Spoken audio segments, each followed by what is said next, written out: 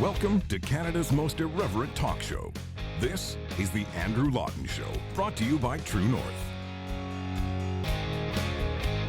Coming up, Canada's appeasement of China, why countries need to put their own interests first, and why the Canadian government still doesn't know what to do about masks. The Andrew Lawton Show starts right now.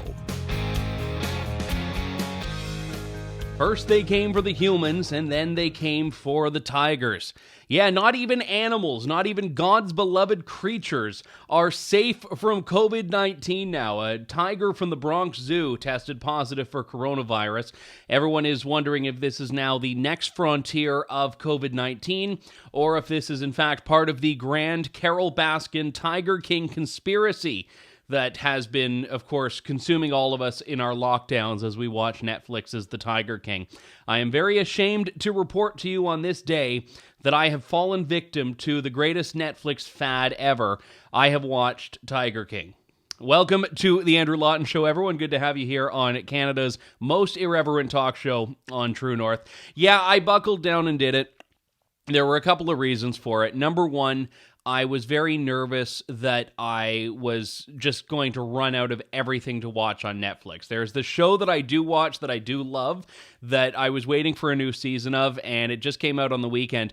But before then, I was like, okay, there are all these movies that I've seen and the stuff that I haven't seen. It's because I'm not interested in. And it's not even like I watch a huge amount of TV anyway, but it's harder to grab me now than it used to be. It's harder to grab me with a show.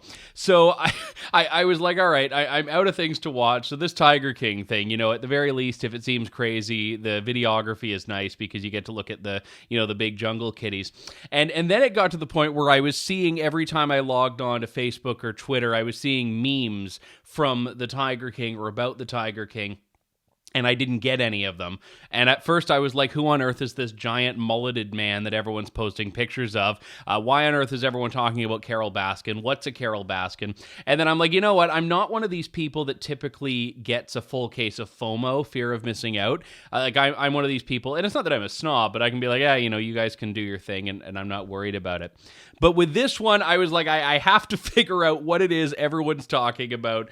So I watched The Tiger King. At the end of it, I can't say that my life is any more edified than it was before. If anything, I think I've regressed a little bit. But at least I know what everyone's talking about and joking about online. So, and by the way, I definitely think Carole Baskin did it, lest there be any doubt.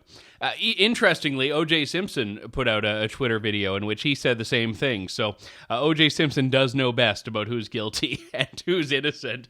But the serious story I mentioned at the beginning, a tiger has tested positive, according to U.S. officials, for coronavirus. This is a tiger at the Bronx Zoo, and the first known infection in an animal in the U.S. And this is really interesting and dangerous. Now, it's unsurprising in some respects that an animal could contract this, because we think this whole thing came from an animal in the first place, whether it was a bat or a pangolin, or not a penguin, a pangolin.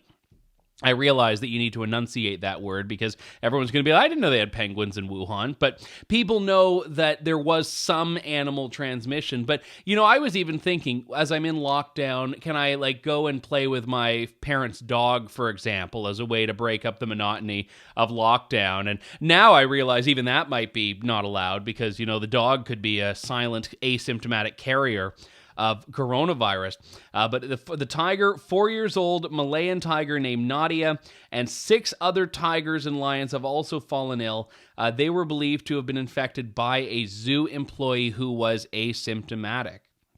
So this is huge. Now, the animals are fine. They're expected to recover. The zoo's been closed anyway.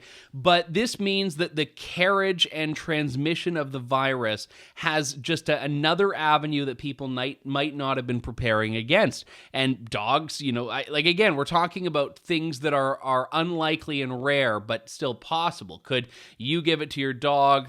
You take your dog for a walk. The dog gives it to another dog. That dog gives it to an owner. And what's that old song on the green grass grew all around, and the green grass grew all around. You come up with all of these obscure and convoluted things, but it's possible. It is absolutely possible. And sometimes freak accidents happen. So I don't think this adds anything to the fear. What I think it reinforces is what we were talking about on the show last week, which is the importance of understanding asymptomatic transmission as public health officials in Canada continue to say, oh, you don't need a mask, you shouldn't wear a mask. A mask is only valid or valuable if you have COVID-19. And we'll talk about how the federal government in Canada seems to be wavering on that in a little bit. But I want to begin by talking about Politburo Patty Hajdu, alternatively Hanoi Hajdu, the health minister in Canada, who appears to have her top priority not as the public health of Canadians, but of the appeasement of the Chinese regime. Now, this is something that is so unconscionable, and I know it happened last Thursday now, so about 5 days ago, but I still have to talk about it now because this is just such a despicable and disgusting display from a Canadian leader, or a so-called leader in Canada. Actually, a so-called Canadian at this point, given that she's parroting lines from China's communist regime without equivocation. Patty Hajdu was asked the question that I said on one or I think both of my shows last week needs to be asked of Canadian lawmakers, and that is whether you trust the numbers coming out of China. Now, Justin Trudeau gave a very waffly, meandering answer on this question. He wasn't really speaking to the meat of it. He said, oh, those are questions for future times. He bumped it down and didn't really give it too much thought. And let's roll that clip, actually. Just to switch gears now on China, U.S. intelligence reports reveal that China concealed the degree and the severity of the outbreak. I'm just wondering, does Canada have the similar intelligence? And in the past, we have said that we trust China and their information. Do we still trust China and their information? We know that countries around the world have been sharing information with each other on their cases and on what has been effective in terms of measures. We've learned a lot from South Korea, Singapore, and other countries. We've learned, unfortunately, a lot from Italy as well in terms of what worked and what didn't work there.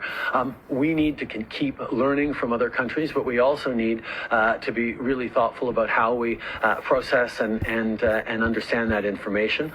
Obviously, there'll be many questions as this is all worked through over the coming months and indeed years on how this was handled, what lessons are taken, who did well, who didn't do as well, and who was perhaps not as forthcoming with the global community as they should have been. Those are questions, though, for future times. Our focus right now is on getting through this in a way that keeps Canadians whole and safe. So yeah, I thought that was actually a terrible answer when I heard it. And when I heard Patty Hajdu talk about it, I was longing for the non-committal, weak, limp-fisted answer from Justin Trudeau when I heard what Patty Hajdu had to say. And I'm going to play it in a moment, but I want to just set the stage here. We're talking about China. We're talking about China with its human rights abuses. We're talking about China with its inability to tell the truth at the best of times. We're talking about China, which right now is holding captive two Canadians, the infamous two Michaels. We're talking about that China. So the idea of trusting China seems like a pretty fruitless endeavor in general, certainly in the case of the China-originated virus, the coronavirus that originated from China. So Patty Hajdu, Canada's supposed health minister, Politburo Patty, as we call her now, is asked whether she believes the China numbers. Here's that exchange. There's no indication that the data that came out of China in terms of their infection rate and their death rate was falsified in any way. In fact, if you look at the death rate overall in China, it's much higher than the one we're seeing now. All right, please let her finish. No. China has shown that they've Ian. How can we trust the World Health Organization? So I would say that your question is feeding into the conspiracy theories that many people have been perpetuating on the internet. And it's important to remember that there is no way to beat a global pandemic if we're actually not willing to work together as a globe. We will have to come up with a global solution to this virus. No country is an island. And I am so proud of the Canadian researchers that are part of the World Health Organization Solidarity Project that are working on developing vaccines and treatments for this virus that undoubtedly are going to be a big part of the solution about how we all get ourselves out of this situation. Yeah, she certainly earned the Politburo Patty title. As I said with Candace Malcolm last week, I don't know what the Chinese equivalent of poutine is. Maybe it's Peking duck or something, or Kung Pao chicken, but she's certainly gotten her reward from the Politburo for parroting the China line without equivocation, without hesitation, and without any shame. I mean, that's the thing. It's not even just that she's doing what Trudeau did, which is, listen, I mean, there will come a time where we need to look at this and look at it seriously, but that's not now. She doubles down, and actually doubled down the next day as well, by saying there's no indication China can't be trusted. Those are her words. No indication. No indication that we cannot trust China, the China that I just described, when it tells us how many people have contracted and how many people have died from the coronavirus strain that we're talking about now, COVID-19. Now, there are a few different aspects of this that are important. Number one, there is the Bloomberg report citing U.S. intelligence. This report saying that there is a high likelihood in the mindset of the U.S. intelligence community that the China numbers are way off, that they just can't be trusted. You've got reports from the ground of mass cremations, incinerators running round the clock, and also, by the way, you have from that also numbers that are talking about this Barron's report that I saw that I found kind of interesting, how the trajectory, the data that we saw from China was almost too perfect. So the implication there was that you have, and the best way of describing it is a line that if you were to make up a line and make up a trajectory, that's the numbers we'd see from China. And this is, again, from a Barron story. I'm not a data analyst. I haven't crunched the numbers like they have, but you can see on the screen what I'm talking about. They say that the numbers just seem too perfect to occur naturally. You know, Boris Johnson, not this, evil gun-toting American redneck like the media is trying to point out to all the Americans. Boris Johnson, the Prime Minister of the United Kingdom, has said that the UK government has evidence numbers could be 40 times higher than what China has admitted to. Just put that in context. 40 times higher. This is not an insignificant differential. And even from the mainstream media, the Washington Post has a story talking about the imbalance. The Washington Post says as well it could be multiple times higher than what China has acknowledged. Multiple. We're not talking about a rounding error. We're not talking about a difference of just a couple here and there. We're talking about massive cover-ups by the Chinese regime to deflate their numbers, their death toll, their infections, which is par for the course. And might I remind you that even the Chinese Politburo, who's been showering Patty Hajdu with affection since she decided to embrace their talking points last week, has acknowledged its shortcomings. This is what their own words were. They acknowledged shortcomings and deficiencies in the handling of the virus. China has actually gone back and revamped and revised its numbers a few times, so they are even acknowledging themselves that their approach has not been the most accurate or valid throughout this crisis. And again, even Justin Trudeau was saying, listen, I mean, we can talk about this and in the future. And I never thought, I mean, maybe that's the strategy here. Maybe Politburo Patty has to look so inept and so in the bag for the Chinese that it makes Justin Trudeau's position look moderate and nuanced. That's the only explanation I can think of, is that she's the one that has to fall on the sword to make it look like Justin Trudeau is the steady hand leading us through this crisis. And admittedly, if you set the bar so low that the Seven Dwarfs couldn't even play limbo under it, it makes Justin Trudeau look a little bit better, because it's not that big a bar that he has to clear to look like the adult in the room. Because I talked last week on the show about my concern with Francois-Philippe Champagne's tweet that was showering gratitude on the Chinese for sending medical supplies to Canada. And what was interesting is a European Union diplomat, Josep Borrell, had called this, not specifically referring to Canada, but China's conduct in general around the world, as, quote, the politics of generosity. And what Monsieur Borrell was talking about is how China uses this supposed benevolence on its part for very political purposes. So even with this benevolence of sorts, you can't take it at face value. You have to approach it with a level of skepticism. And I wrote a column about this. Canada's appeasement of China needs to stop because China has tried to turn the propaganda machine into full force. That's what China's done always. That's what China's doing now. The Wuhan flu, the Kung flu, the coronavirus, whatever you want to call it, has threatened China's reputation. China needs regime survival, so the propaganda machine goes into full force. And when China was on the receiving end of 16 tons of medical gear from Canada and starts to get bad press, it was only when that bad press started that China's sending stuff to other countries, including Canada. By the way, we don't even know if the Canadian equipment that we got from China is working. I mean, China has been responsible for hundreds of thousands, I think millions of units of testing kits and masks that have had to be recalled. In Spain, they had, I think it was Spain or Turkey, I can't remember offhand, but the testing kits only had a 30% accuracy rate, so the dollar store pregnancy test would have given you a better read. You had masks that needed to be recalled in Spain. I think a lot of the masks that people are making themselves out of like fabric are probably better than some of these like Chinese recalls that are being done in Spain and Turkey and the Netherlands and all of these other countries because China is exporting its crap. China gets the good stuff, China exports crap, but Chinese embassies tweet about, oh yes, we're, pleased to help the global effort, pleased to do all of this stuff. So, the fact is there's always going to be this skepticism that we need to have with China.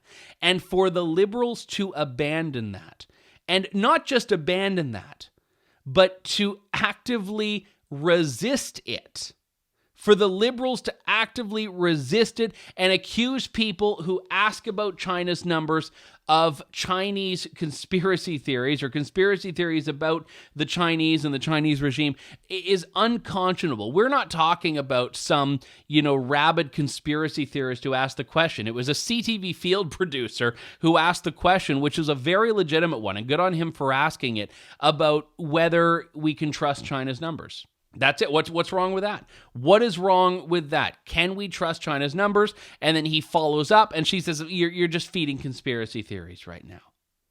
So that is just so egregious and so offensive. And interestingly enough, exactly how the Chinese government responds to critical skepticism, which is just certainly I would take her finger wagging over what the Chinese Politburo would do, because at least the guy still has his legs and he still gets to walk around. I mean, you try that in China, which is the country that is apparently so fondly trusted and believed by Politburo Patty, and it's a very different story. And interestingly enough, the Chinese absolutely adore Politburo Patty now.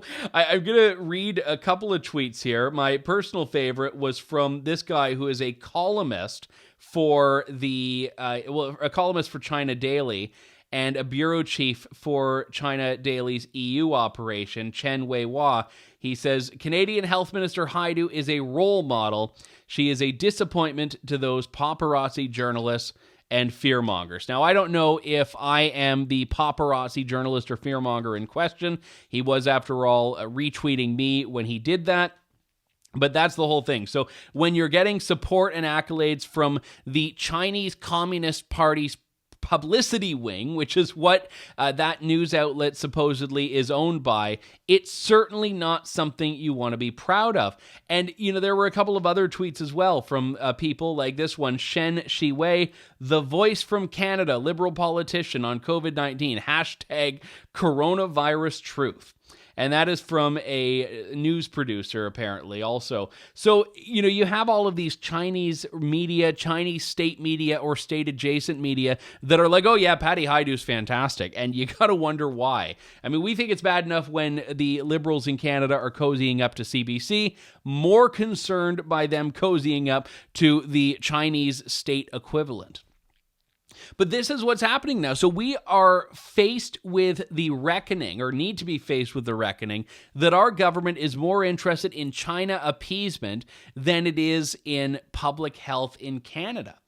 And some people were saying, oh, well, no, because we need medical equipment from China, she was just trying to be diplomatic. And you know what? There's a time for diplomacy. Right now, no one should be bending over backwards or bending in any direction for China. No one at all. They should be the ones bending over for the world right now. So even if there is medical equipment at stake, which again is, you might as well just like take some extra pieces of toilet paper and cover your face with them, because that's about as good as the equipment that China is exporting right now is. Even with that at stake, no one should be subverting the healthy and necessary skepticism that we all need to have with China. Certainly not the supposed health minister of Canada. We'll be back in a moment. More of the Andrew Lawton Show coming up. Stay tuned. You're tuned in to the Andrew Lawton Show. I think one of the big takeaways that we should extract from the whole China thing is the importance of not being beholden to other countries. And Ontario Premier Doug Ford said this past week. He was actually very disappointed, very frustrated when the news came out that Donald Trump had ordered 3M to stop exporting N95 masks to other countries, and that included Canada. And Doug Ford said, listen, I think this is wrong. We're supposed to be friends. We're supposed to be allies.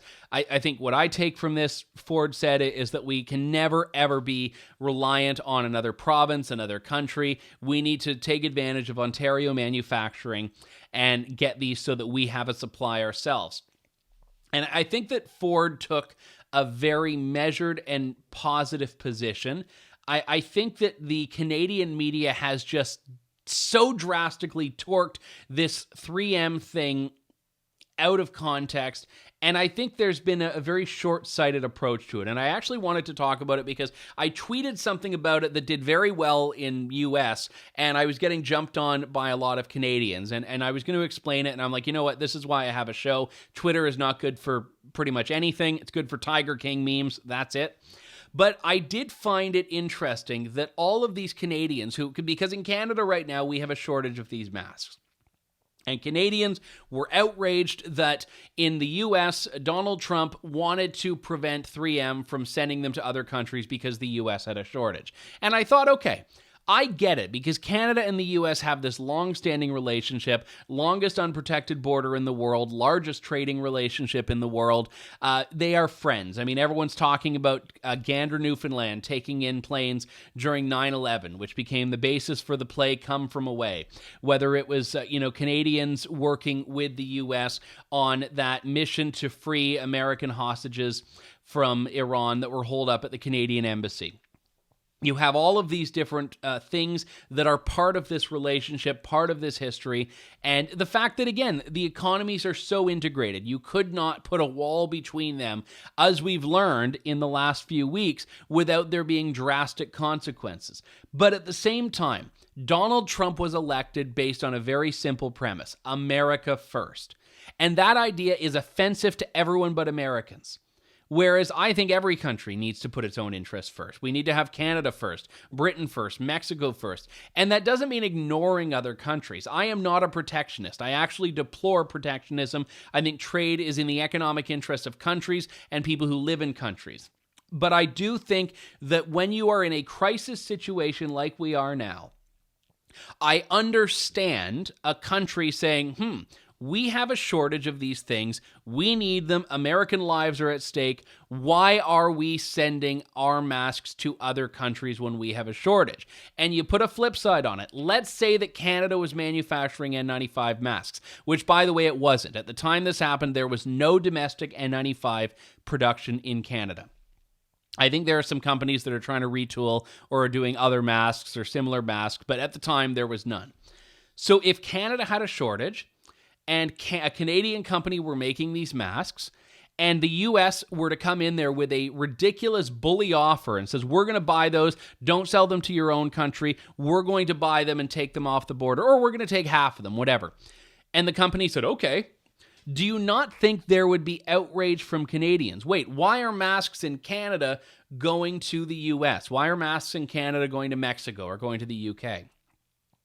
And when you flip it, I think it makes a lot of sense. And I don't know why people weren't seeing that. The media was hammering Trudeau on this. Trudeau and Chrystia Freeland were talking about how disappointed they were and how upsetting and how devastating this was and all of that. And I thought that Doug Ford had the best position on it of anyone, because he said, listen, I'm frustrated, I'm annoyed, I understand why they're looking out for themselves, I'm disappointed they're doing it, I get it, it's wrong, but I get it. And that was my point on this, which is that it is wrong, but I get it, and I think there is some truth to that idea that we should not, as a country, be beholden to others and be beholden to other countries.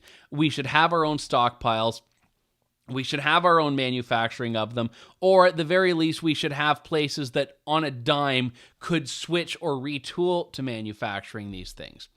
But I found it just so baffling that a country putting its own interests first was seen as such a radical concept to so many people. Like, if I have to see one more time, oh, but Gander, Newfoundland, yeah, okay, great. The people of Gander, I'm sure, are lovely. The people of Newfoundland are lovely. They did a great thing.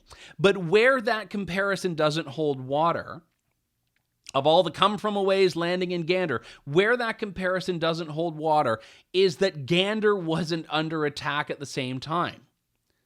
So imagine if the U.S. was under attack and Newfoundland was under attack, and then Newfoundland still said, okay, we're going to divert our resources that are very scarce right now to help all of these American airliners. That wouldn't have happened because it couldn't have happened. So right now, we're in a very different situation in that both of us are being attacked by the same thing, which is COVID-19. If anything, it is worse in the U.S. The U.S. is the new epicenter of this, and all the Canadian media that have been hammering Trudeau for daring to, basically hammering Trudeau over this are aware of this because they've been saying, oh, the U.S. is so bad and Trump is so bad and the U.S. people are dying in huge numbers, which they are. I mean, the U.S. is ahead of where we are in Canada right now. But all of these people are like, why should we be offended by a country that has become the epicenter saying, listen, we need to keep our supply? Now, what I will say is that I think it's short-sighted because I think that capacity is increasing. I do think there's enough to go around, assuming manufacturing's continuing. And I also think that it is very disheartening when a government is directing private enterprise. Like, that was my bigger issue here, was the government saying to 3M, you can't do this, when 3M wanted to. So in that case, but that's a separate issue. No one was expressing their displeasure because it was like violating the principle of independent business. They were all upset because, oh, Canadians are so nice and we've been so nice to you and we love you and why are you not doing it back? It's like this Canadian inferiority complex that Canadians have, which is like this constant desire for American affection, gets very sad after a while. And I think that what needs to be taken from this as we move forward is the importance of Canada putting Canada first, and Canada putting the interests of Canada first. And this national pride and national independence that is not protectionism. I deplore protectionism, but it's understanding when things get tough, you have to put your own country's interest first, and that's what every country around the world should be doing, and it's what most around the world are doing. And to get mad at another country for doing that. Now, don't get me wrong. We can talk through it and say, listen, let's talk about numbers. Let's find a solution. Let's talk about what we have for you that you could repay us. Make it a trade. You know, Spencer Fernando had a great piece up there on his website, spencerfernando.com, where he said, if Trump wants to stop shipping masks to Canada, we can stop shipping the pulp to make them. And I think that's a great point. And no one wants a trade war between allies at a time when they could be working together. But that is the inevitable byproduct of it. And I think that reinforces the importance of trade, is that it is a two-way street, and it's not just about the best of the U.S. coming to Canada, it's about stuff going back and forth. I forget the exact numbers, but I read something a while ago about the number of times that a car has basically crossed the border before it ends up in a driver's hands. I mean, not physically, but, you know, this part, and it all comes together. So you can't disintegrate that linkage of those two economies, nor should you. But similarly, you should never be offended by a country that wants to put its own interest first. In fact, that type of attitude, not the 3M thing in specific terms, but that general attitude of a country putting its own interest first is what countries should aspire to, not what countries should be repulsed or repelled by. We've got to take a break. When we come back, more of the Andrew Lawton Show here on True North. You're tuned in to the Andrew Lawton Show.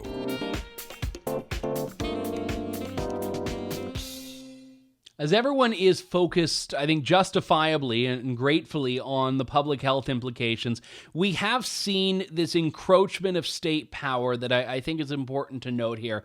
And interestingly enough, the Canadian Press had a piece that I thought was very solid on this. It was that civil liberties groups are saying, remain vigilant about your rights, even with everything that's happening, even with coronavirus and COVID-19. A human rights lawyer from Montreal had said the Charter of Rights and Freedoms has not disappeared. Government has more leeway, but rights still exist. Other liberties groups as well saying very similar things. And it's important because rights exist insofar as you have the ability or should have the ability to do everything until it threatens someone else's rights. And that's where I think public health measures can be justified from government, but certain times we're seeing around the world, not just in Canada, around the world, measures that have no public health benefit and are still going after individual people's rights. There was one that I saw in Britain, for example, where two people were having a barbecue on a beach, an empty beach. They were social distancing, and police ended up violating social distance by getting right in the couple's face and then had to douse their barbecue to get them to leave. They had taken a helmet, filled it with water, and threw it on there. Now, again, the beach was closed. I get it. But no one was benefiting from that. No one's health benefited from that. You see other stories, especially in the UK, by the way, where this is happening. A story in the New York Times. Police are using drones, public shaming, and Easter egg bans as they try to target people that are breaking these laws and lockdown requests. You have other stories as well, such as police getting mad at those who are exercising more than once a day. So this is from BBC. Nick Adderley from Northamptonshire Police has said that they're getting dozens and dozens of calls about people ignoring the order of taking one form of exercise a day. So that's it. You get one form of exercise a day. And what Mr. Adderley said is, we're getting calls from people who say, I think my neighbor is going out on a second run.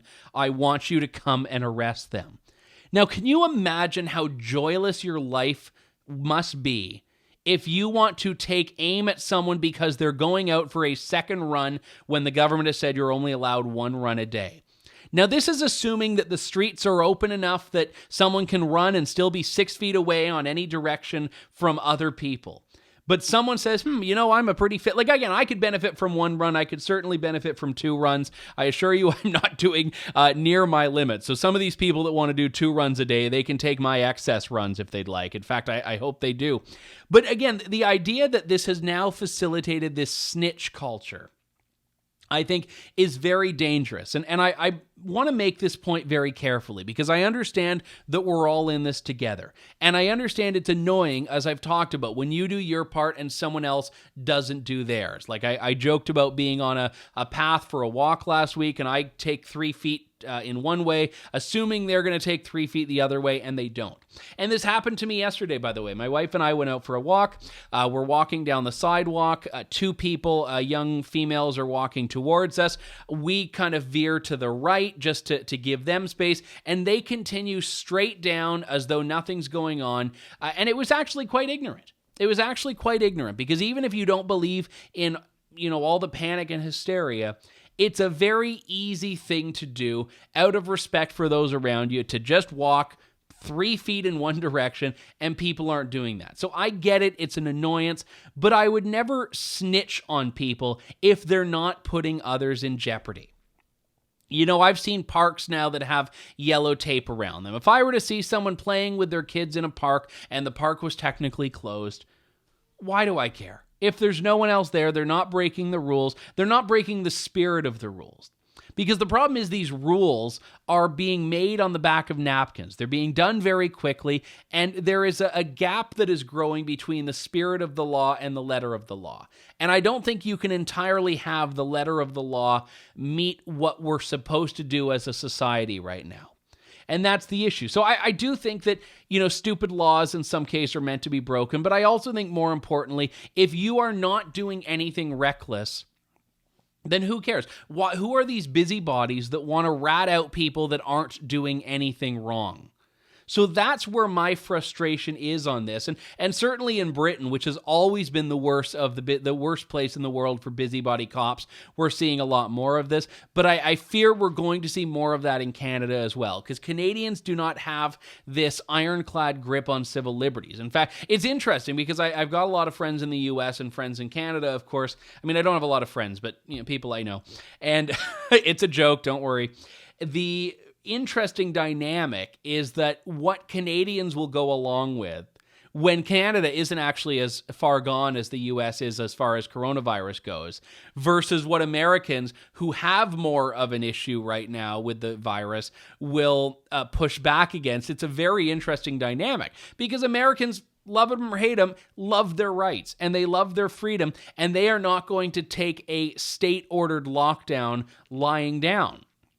Whereas Canadians will willfully hand everything over. That's one of the larger contrasts between these two countries, and I'm seeing it more accentuated now. So yes, there has to be a balancing act. I think the valid argument that CP story put out, you should never lose sight of your rights. Even if things become more malleable, the rights themselves are firm. But my goodness, when I see police that are going after people, and again, for police to enforce these things requires them to violate the social distancing that the supposed scofflaw isn't violating. And it's the same as masks. Look, the Canadian government has been saying no masks, no masks, no masks. You don't need them unless you're sick. Then they were talking about asymptomatic transmission. The risk there being that if you have the virus and don't know you have it, you can still spread it.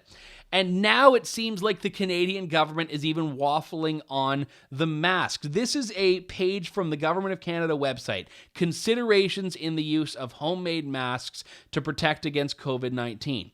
They're talking about people that are making their own masks out of cloth, or they're, maybe using a scarf or something. And they're saying that they're not medical devices, they're not regulated, they haven't been tested, all of the disclaimers that you need to get out of the way. But then, interestingly enough, they say if you are a healthy individual, the use of a mask is not recommended for preventing the spread of COVID-19. Wearing a mask when you're not ill may give you a false sense of security. There is a potential risk of infection with improper mask use and disposal. They also need to be changed frequently. So this mask thing is absolutely insane. And in fact, the point that I had raised last week, and I'm not a doctor by any stretch, in fact, I know very little about the things that the so-called experts know about, was that if we have asymptomatic transmission, and if we have all of these cases where people could be transmitting the virus but don't know they have the virus, then it stands to reason that wearing a mask would be a good precaution in the better than nothing column. And I thought this was entirely sensible. It was just based on logic. It wasn't based on having a medical degree. And the federal government still said, oh, no, we don't recommend masks. And then Monday comes, and Theresa Tam, after everyone was given a bit of a heads up by Justin Trudeau, gets on there and reverses everything the Canadian government has been saying. In fact, everything she's been saying for the last several weeks. Let's roll this clip. With this emerging information, the Special Advisory Committee on COVID-19 has come to a consensus that wearing a non-medical mask, even if you have no symptoms, is an additional measure that you can take to protect others around you in situations where physical distancing is difficult to maintain. She said everything that I said last week. Now, I'm not saying that she was taking her cues from me, just that everyone in the world could figure this out except for Canada's public health officials, apparently. They're following CDC. They're following countries that have had successful track records at mitigating the virus, like Taiwan and South Korea and Japan. They're following all of these people that figured this out weeks ago and only now are saying, oh, yeah, we think that masks might be helpful to prevent people from transmitting. Oh, my goodness. So the issues there, and we talked about this last week with Theresa Tam's verbal pretzel answer on this. The issue has nothing to do with masks not working. The issue is that masks need to be used properly and not reused over and over if you're going to use them. And, you know, when I talked in my most recent episode about the tyranny of experts, this is what I'm talking about. The fact that the expertise isn't even staying as static as science is supposed to stay, or as, you know, what truth is supposed to be. And we're just going all willy-nilly all over the map with it. You know, Andrew Scheer did a press conference, and I was calling into it, and I asked about this. Do you have faith in the experts that Justin Trudeau has relied on every step of the way? This is that exchange with Andrew Scheer. Good morning, Mr. Scheer. Going back to January, it seems like there's been a lot of conflicting information from public health. Originally, we were told by Dr. Theresa Tam there was no real risk to Canadians. At one point, she was more focused on promoting an anti-racism strategy with coronavirus. And then, of course, we had advice from public health that travel bans were ineffective and would be bad ideas. And this past week and perhaps 2 weeks, there's been confusion about whether masks for just average Canadians going to the grocery stores are important. And I guess the question is, do you have faith in our public health officials at this time? Well, like many Canadians, I'm always concerned when we're told one thing one week and then something completely different just a few days later. Conservatives were calling for travel restrictions to be put in place from countries where there had been an experience, from countries who had experienced a surge in the number of cases. Of course, the government told us that wasn't necessary, only to do the exact same thing just a few days later. So this is why we believe it's so important to have regular accountability sessions in the House of Commons so that we can find out exactly why decisions are made and why directions are changed in a short period of time. We can hold officials responsible for that, and we can get a better understanding from ministers. So that's why we are pushing for regular accountability and oversight sessions in the House of Commons. That is the best place to hold ministers responsible for their departments and for the actions of the officials who report to them. We believe that it is with extra scrutiny, with peer review, with a better understanding of the thinking that goes on behind the decisions, that we can get the best outcomes for Canadians. And that's part of this Team Canada approach that we are fully cooperative with, that we are excited to be a part of. We believe the best place for that Team Canada approach is in the House of Commons, in the chamber, where ministers can be held accountable for their decisions and they can provide greater clarity as to the government's response to this crisis. You know, I thought he made a very solid point there. Look, I mean, yes, we have to approach this with skepticism. Just because they are experts and just because they're not political figures and they're not politicians doesn't mean that we should accept everything at, pardon the pun, face value or face mask value.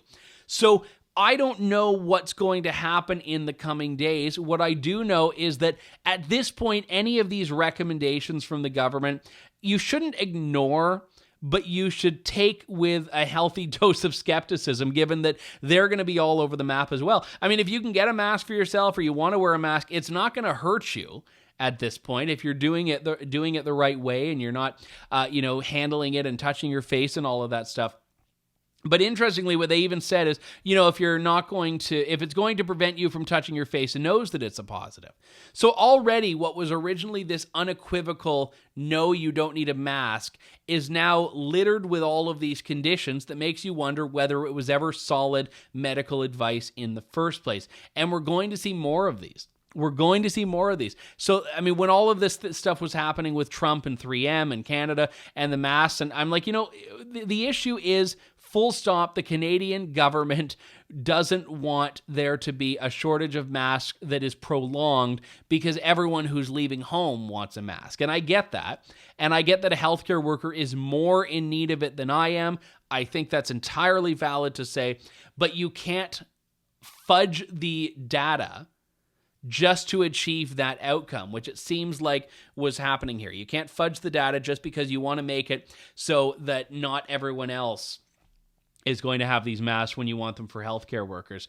There have been some bizarre lines that have been drawn here on this, and a lot of the so-called woke brigade, I think, have had to suspend their wokeness, such as in San Francisco, where the ban on plastic bags has now been reversed. And not just reversed, replaced with a ban on reusable bags. So there's a Sobeys near me, and I actually wanted to boycott the Sobeys when they put a ban on plastic bags. I think it was January or February. It was earlier this year anyway.